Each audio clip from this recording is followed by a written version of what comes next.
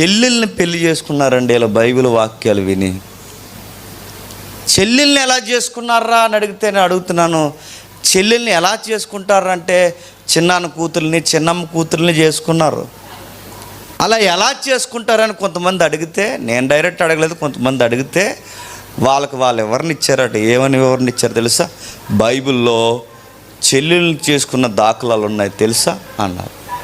అవి ఎక్కడ ఉన్నాయరా అనుకున్నాను. యెహోషువ కాలంలో యెహోషువ భూభాగాల్ని డాక్యుమెంట్స్ ఇచ్చి పంచిపెట్టినట్టు పంచిపెడతాడు తెలుసు కదా.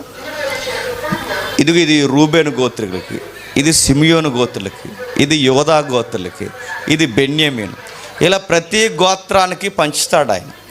ఇలా పంచినప్పుడు ఈ గోత్రాలు పంచుతున్నప్పుడు ఒక గోత్రంకి వచ్చేసరికి ఆ గోత్రానికి మగపిల్లలు ఉండరు, ఆడలో ఉంటారు. అప్పటికి ఆ మగవాళ్ళు చనిపోతారు.